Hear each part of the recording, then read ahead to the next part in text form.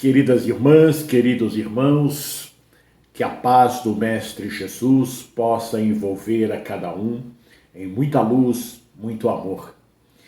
Este é o quadro Conversando sobre Jesus no canal do Lar Ismael no YouTube. E hoje nós temos uma página muito bela que vem do livro Boa Nova, do espírito Humberto de Campos, psicografado por Francisco Cândido Xavier, no capítulo 15, chamado Joana de Cusa. É uma página de rara beleza que o nosso irmão nos traz com os conselhos de Jesus a Joana de Cusa. Vamos fazer uma viagem durante esta leitura e estes comentários, procurando absorver aquilo que o mestre diz a Joana, que na verdade ele diz para todos nós. E seguir o exemplo dela, porque ela seguiu tudo aquilo que ele falou, com muito respeito, com muito carinho, com muito amor ao Mestre Jesus. Então, nos diz Humberto de Campos, entre a multidão que invariavelmente acompanhava Jesus nas pregações do lago, achava-se sempre uma mulher de rara dedicação e nobre caráter, das mais altamente colocadas na sociedade de Cafarnaum. Tratava-se de Joana, consorte de Cusa, intendente de Antipas, na cidade onde se conjugavam interesses vitais de comerciantes e de pescadores. Joana possuía verdadeira fé. Não conseguia forrar-se às amarguras domésticas, porque seu companheiro de lutas não aceitava as claridades do Evangelho. Considerando seus dissabores íntimos, a nobre dama procurou o Messias numa ocasião em que ele descansava na casa de Simão e lhe expôs a longa série de contrariedades e padecimentos. O esposo não tolerava a doutrina do mestre. Alto funcionário de Herodes, em perene contato com os representantes do império, repartia as suas preferências religiosas, ora com os interesses da comunidade judaica, ora com os deuses romanos, o que lhe permitia viver em tranquilidade fácil e rentosa. Joana confessou ao mestre os seus temores, suas lutas e desgostos no ambiente doméstico, expondo suas amarguras em face das divergências religiosas existentes entre ela e o companheiro. Aqui nós percebemos uma coisa importante que nós devemos fazer hoje. Se nós temos problemas dentro do nosso lar, se nós não nos acertamos ali com o nosso companheiro, ou com a nossa companheira, ou com um filho, ou com outro, esse é um exemplo importante que Joana nos traz aqui. Porque ela foi ter uma conversa íntima com Jesus. E hoje nós não temos Jesus ao nosso lado fisicamente, mas é este o caminho que nós devemos seguir. O caminho de irmos a Ele fazer esta nossa confissão das nossas dificuldades, não é? Mostrando assim para o mestre, né, aquilo que estava afligindo o seu espírito. Como existem coisas que aflige muito o nosso espírito, nós não temos assim um caminho a seguir, não conseguimos visualizar. Então, através da prece, né, nós vamos pedir a Jesus uma orientação. E ele dá a orientação a Joana, e esta orientação que ele lhe dá serve para cada um de nós em todos os nossos problemas. Vamos ver, então, o que Jesus disse a Joana de Cusa. Após ouvir-lhe a longa exposição, Jesus lhe ponderou: Joana, só há um Deus que é nosso Pai, e só existe uma fé para as nossas relações com seu amor. Certas manifestações religiosas no mundo muitas vezes não passam de vícios populares nos hábitos exteriores. Todos os templos da terra são de pedra. Eu venho em nome de Deus abrir o templo da fé viva no coração do homem. Isso ele estava se referindo à dificuldade que ela tinha de relacionamento com a fé que ela estava abraçando naquele momento, que era o evangelho que Jesus estava trazendo, e o seu marido. E nós temos muitos problemas desta forma. Às vezes nós somos espírita, a nossa esposa é evangélica, ou ela é católica e a filha é evangélica, ou eu sou evangélico, o outro é católico, o outro segue uma outra filosofia religiosa. E ele dá-nos então uma orientação extremamente segura. Ele está dizendo, as manifestações religiosas no mundo normalmente são hábitos que nós adquirimos, mas hábitos exteriores, não tem nada a ver com o nosso coração. E ele diz para ela aqui, olha, todos os templos da terra são de pedra. Eu venho em nome de Deus abrir o templo da fé viva no coração do homem. Ele não veio dizer que veio implantar o reino de Deus no coração do homem? Está aqui. O mais importante é o que eu sinto. Não é a minha fé exterior, não é o título da minha fé. É o que eu sinto e o que eu pratico. Né? Continua Jesus. Entre o sincero discípulo do Evangelho e os erros milenares do mundo, começa a travar-se o combate sem sangue da redenção espiritual. É o combate entre as minhas convicções materialistas, o meu Deus que eu sigo de forma material, exterior, e aquele Deus que eu sigo dentro do meu coração, obedecendo às suas leis. Nós estamos num momento ultrapassando exatamente esse combate, onde nós estamos sendo chamados para dentro de nós, para analisarmos os nossos atos, para irmos buscar esse Deus interior, a minha verdadeira fé. Neste momento pandêmico, em que o medo graça a dificuldade, a dor, eu preciso me situar, saber aonde eu estou, para seguir com serenidade os caminhos traçados por Jesus. E ele continua, agradece ao Pai o haver-te julgado digna do bom trabalho desde agora. Teu esposo não te compreende, a alma sensível? Compreender-te-á um dia. Leviano e indiferente, ama-o mesmo assim. Não te acharias ligada a ele se não houvesse para isso justa razão. Servindo com amorosa dedicação, estarás cumprindo a vontade de Deus. Fala-me de teus receios e de tuas dúvidas. Deves, pelo Evangelho, amá-lo ainda mais. Os sãos não precisam de médico. Além disso, não podemos colher uva nos abrolhos, mas podemos amanhar o solo que produziu cardos envenenados, a fim de cultivarmos nele mesmo a videira maravilhosa do amor e da vida. Joana deixava entrever no brilho suave dos olhos a íntima satisfação que aqueles esclarecimentos lhe causavam, mas patenteando todo o seu estado d'alma, interrogou.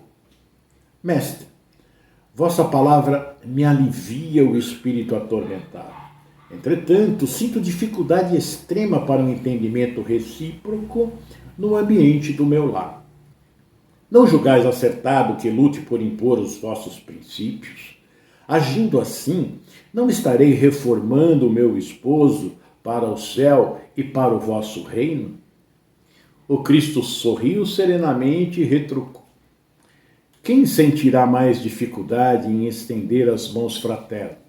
Será o que atingiu as margens seguras do conhecimento com o Pai, ou aquele que ainda se debate entre as ondas da ignorância ou da desolação, da inconstância ou da indolência do espírito?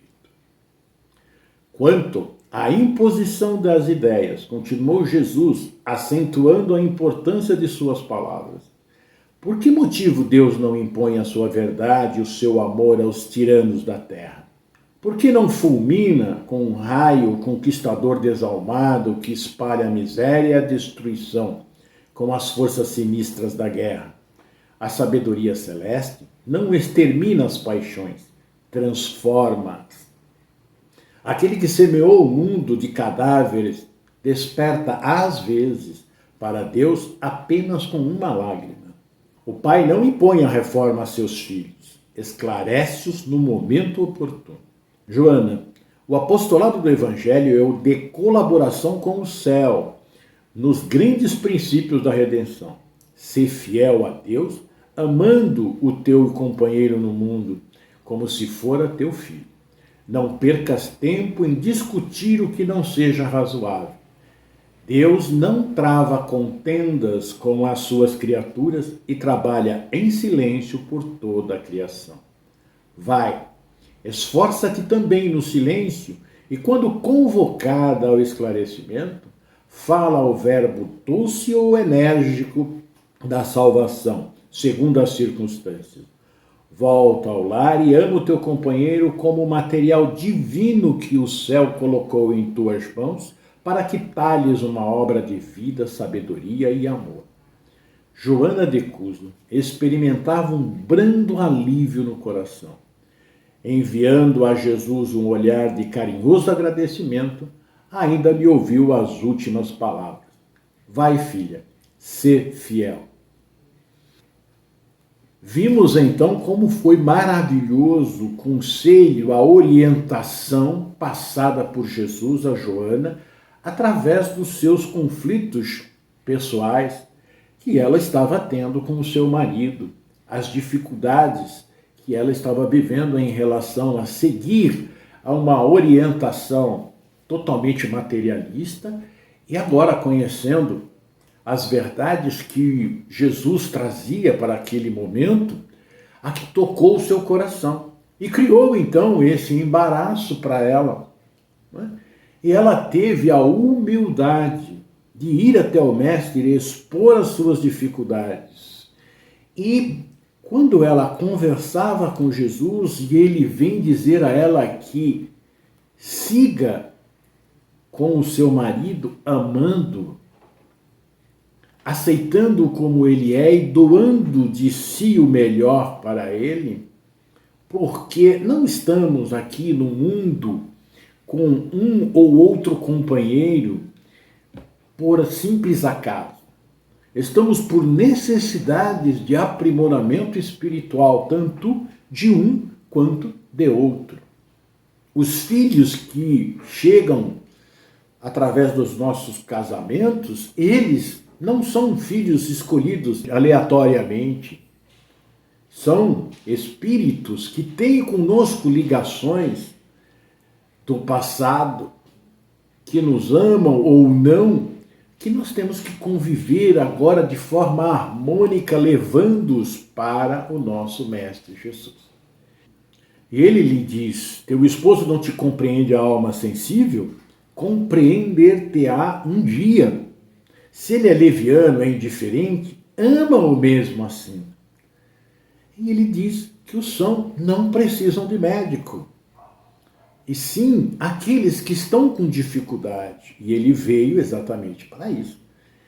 Mesmo assim, Joana ainda, com todas essas palavras, ela diz que essas palavras estavam fazendo um bem muito grande para ela. Mas ela ainda insiste em dizer como nós fazemos, não é? Mas não era mais fácil nós mostrarmos de forma cabal, né, que este é o caminho que devemos seguir? Aí ele diz que Deus não impõe nada aos seus filhos. Ele vai transformando cada um através da vida que eles vão levando. Ele vai mostrando durante o percurso da vida. E é muito bonito quando ele diz que mesmo aquele que semeia a terra de cadáveres, ele acaba descobrindo o caminho para Deus através de uma lágrima. Então Deus não nos castiga, não pune nunca ele vai procurando nos educar durante o nosso percurso e, no final, nós voltamos a ele com certeza. Todos nós voltaremos a ele. Uns mais cedo, outros mais tarde. Continua então Humberto de Campos.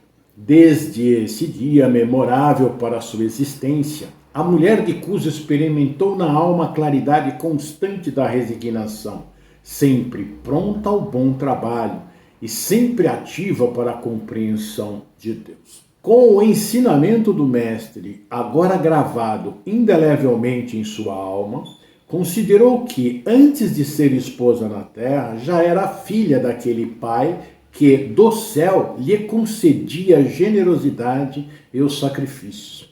Seu espírito divisou em todos os labores uma luz sagrada e oculta. Procurou esquecer todas as características inferiores do companheiro, para observar somente o que possuía ele de bom, desenvolvendo nas menores oportunidades o embrião vacilante de suas virtudes eternas. Percebamos que ela mudou de comportamento totalmente. Ao invés de focar nas características inferiores do companheiro, ela procurou verificar as suas virtudes, o que ele possuía de bom. E isso muda a nossa visão, muda a nossa forma de agir com aquele que está ao nosso lado. Eu não vou olhar mais para os defeitos da minha esposa, defeitos que eu acho que ela tem. Eu vou procurar as virtudes. E se ela fizer o mesmo comigo, nós estaremos numa sintonia muito boa. Mas se não há possibilidade de eu ver as suas virtudes, mas ela ver as minhas virtudes e trabalhar em cima disso, ela estará tirando de dentro de si a animosidade e estará colocando a complacência com os meus atos. Quem estará crescendo? Ela,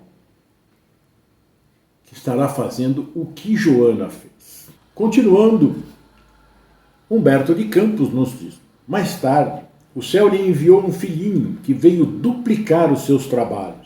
Ela, porém, sem olvidar as recomendações de fidelidade que Jesus lhe havia feito, transformava suas dores num hino de triunfo silencioso em cada dia.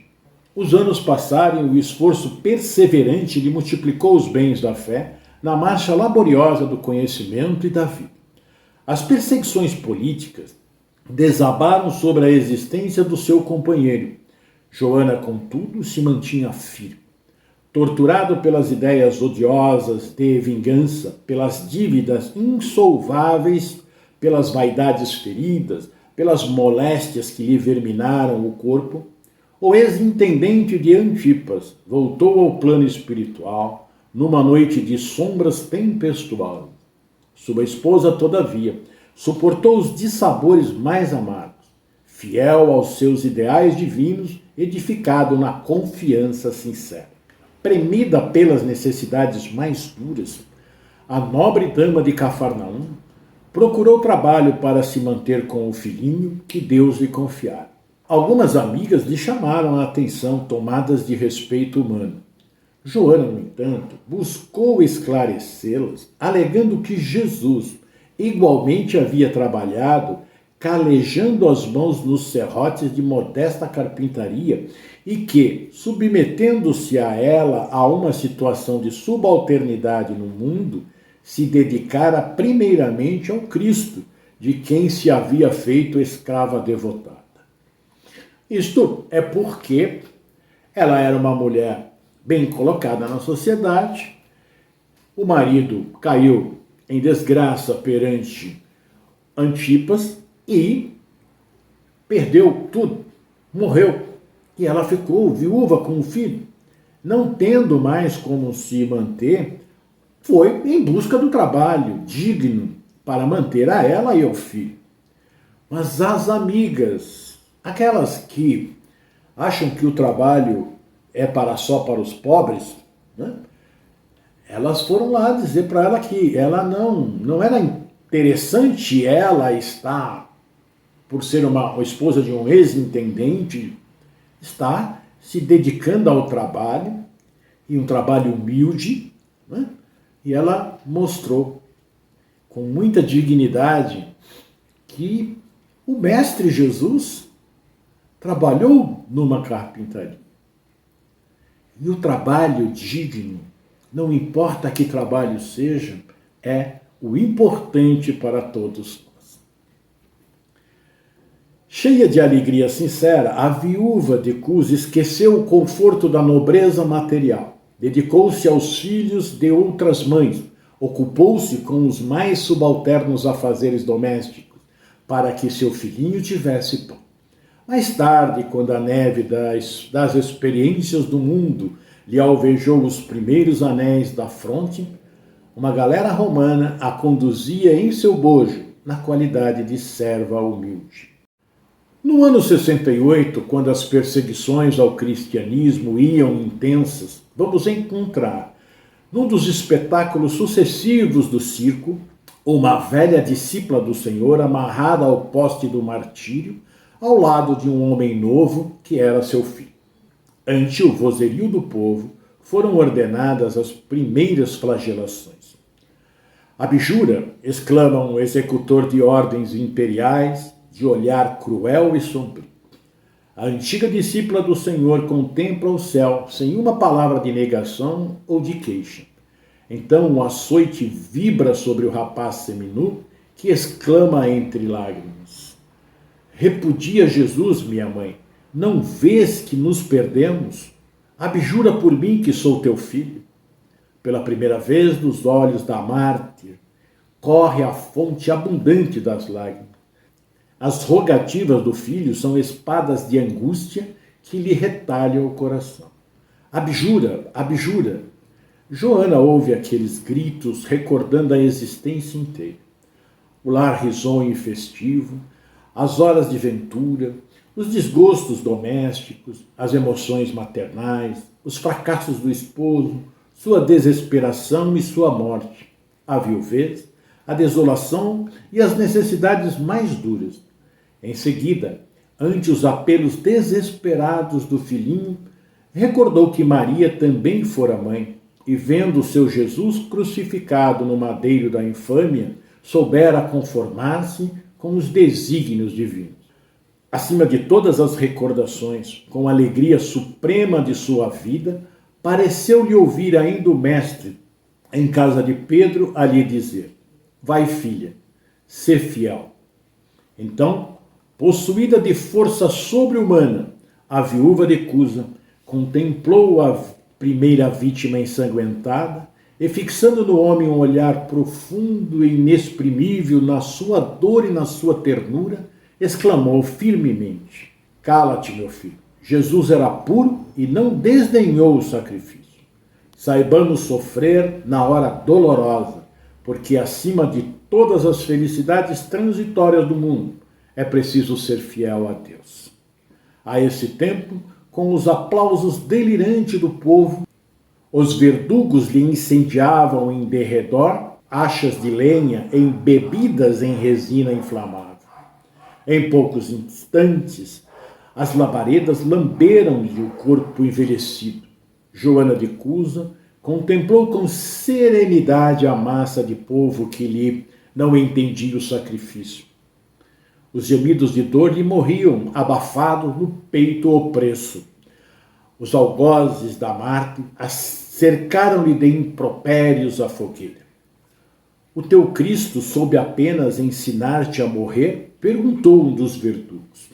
A velha discípula, concentrando a sua capacidade de resistência, teve ainda forças para murmurar: não apenas morrer, mas também a vos amar. Nesse instante, sentiu que a mão consoladora do Mestre lhe tocava suavemente os ombros e lhe escutou a voz carinhosa e inesquecível: tem bom ânimo, Joana, eu aqui estou. É uma página de uma beleza de uma profundidade, de uma necessidade de lermos, relermos e estudarmos, porque conforta o nosso espírito, tranquiliza o nosso coração ver o exemplo desta mulher, desse ser maravilhoso que hoje é a nossa querida Joana de Ângeles. Joana de Cusa traz para nós exemplos de grande importância para a nossa vida, para suavizar o nosso caminho. O primeiro, de ir ao Mestre, contar-lhes as suas dificuldades. É o que nós devemos fazer sempre que temos um problema que não conseguimos resolver. E todas as noites contar a Ele dos nossos anseios, das conquistas que nós tivemos, mas dizer para Ele aquilo que está incomodando-nos, ouvir os seus conselhos e ser fiel ao que Ele nos disser. E aqui, os conselhos que Ele deu a Joana, ele serve para todos nós, para o nosso relacionamento dentro do nosso lar, para o nosso relacionamento dentro do nosso ambiente, seja ele de trabalho, escolar, social, religioso. Olhar não para o defeito das pessoas, mas olhar para as suas virtudes, para o que ela tem de bom. Vermos as pessoas como irmãos de caminhada necessitados. Aquele que nós percebemos que tem muitos problemas, é a esse que nós devemos estender a nossa paciência, a nossa consideração, o nosso carinho, o nosso amor. É a esse que nós devemos servir, porque foi assim que o Mestre agiu. Foi assim que ele fez, desde o seu nascimento, nos trazendo o ensino da humildade, pois nasceu em uma estrebaria, tendo por leito uma manjedoura. É assim. E ele morreu de braços abertos, aceitando, por amor, ensinando-nos a crescer espiritualmente. E ele venceu o mundo. E neste momento em que temos tantas dificuldades com tanta dor, vamos abraçar o nosso Mestre, vamos levar para ele a nossa angústia, a nossa dor. Você que perdeu o seu ente querido, você que perdeu o seu emprego, você que perdeu o seu negócio, você que está doente, você que tem alguém doente, vá a ele, num cantinho, dentro de você, converse com ele, exponha da forma que Joana expôs aqui. Porque o consolo e a indicação do caminho você vai sentir dentro do seu coração. Não vamos desanimar nunca, não vamos nos perder. Se fizemos algumas coisas que não estão de acordo com a lei, porque todos nós fizemos, vamos a ele de novo lá e dizer para ele que precisamos, que ele nos indique o caminho, que ele nos conduza, mas vamos fazer isso com o nosso coração aberto, porque ele irá trazer para nós o lenitivo e o caminho. Pode ser áspero o caminho, mas ele nunca vai lhe abandonar, porque ele disse que nenhuma das ovelhas que o Pai lhe confiou se perderia. Então, meus queridos, sigamos com Jesus. E que ele possa abençoar a cada um de nós. hoje e sempre.